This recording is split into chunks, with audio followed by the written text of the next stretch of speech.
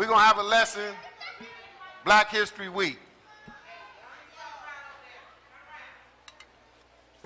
And like we've said, Black History Month is not more important than white history. Because, first of all, black is just a color. So we like to take the time to get into some history of one particular black people, because that's what's missing nowadays from our people that Black History Month was given to, is knowing their particular national history. Because everybody come from somewhere. Everybody got an origin. Everybody got a homeland. And the people who they gave Black History Month to, they don't know that. And that's because of what God said he would do to them in the Bible. So the way we can, really the only way, because a lot of stuff has been taken and hidden, but God is so awesome, he had our history, past, present, and future, written in the Bible. So that's how we still know our origin, we know our homeland. And unfortunately, the average places who talk about black history, they don't get to that. They don't mention that. They might mention some history since we've been in slavery, like who could tell me who these two guys are? Shh. Come on, Moses. Come on. This is the kind of history we do get during Black History Month, which is okay, it's history. Who are these two guys? Malcolm X and Martin Luther King Jr. Yeah, yes sir, good job. So that's history. That's happened, that's more what we call recent history. They both were known as civil rights leaders.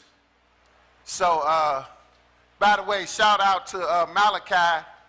He painted this. This is awesome. Yeah, it's awesome.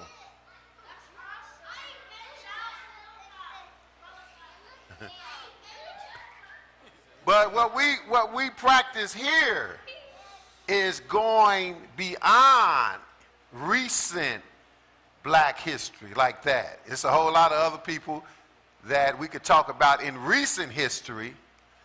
But if you're going to really deal with history, you need to deal with nationality. And that's what's lost for us. And that's in the Bible. It's telling us we would be lost. That's how we know who we are. Because the God of the Bible spelled out all the details that would happen to us. One particular black people. See, that's the thing. It's a whole lot of black nationalities. So we preach and we know conclusively that we are the Israelites, the children of Israel of the Bible. But we have to make it clear the children of Israel are black, but not all blacks are Israel. So it's really not even a black thing. It's really not even color. Israel is just one particular black people. And the way we know we Israel brings in the curses. Why we need it, why we have to have guys like this fighting for rights, trying to say we deserve better treatment. That's part of the evidence that we the people of the Bible. So, but that's what you have to do with history. You have to go way back, because everybody come from somewhere. Nobody just dropped out the sky and don't have an origin, a nationality, a homeland. Everybody come from somewhere. We got a lot of white nationalities. They don't just say this is White History Month, because white is just a color and it covers a whole lot of white people. Some of the white nationalities we have Italians, they're white. We have Polish people, they're white. We have Russian people, they're white. We have Irish people. They're white. And you could go on and on and on. Same thing with black people, different black nationalities. So we're going to read something because God told you in the Bible. Judah, come on up. God told you in the Bible, Genesis 10. He told you in the Bible when he made different nations. Because once upon a time, there were no nations. It was just one set of people. There were not even really different colors where you could say black history or white history. It was really just one color. Everything had to start somewhere. That's how awesome God is. He made all of us, black, white, blue, green, whatever color you are, starting from 2. So Genesis 10, and we're going to touch on this briefly. Start reading that verse 1. Go ahead. Now these are the generations of the sons of Noah, Sem, Ham, and Japheth, and unto them were sons born after the flood, the sons of Japheth, Gomer and Magog and Madai and Javan and Tubal and Messes and Tyrus. And then sons of Gomer, Ashkenaz and the Riphet at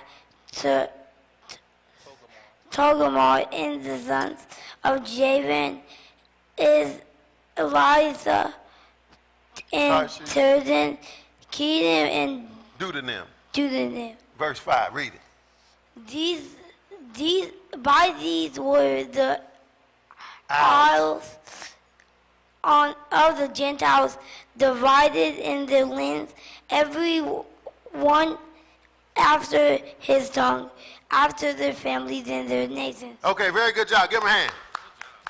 So Genesis 10, they call that something, some of the so-called biblical scholars, I don't know how scholarly they are, but they call that something, they call it where it's a list of the table of nations.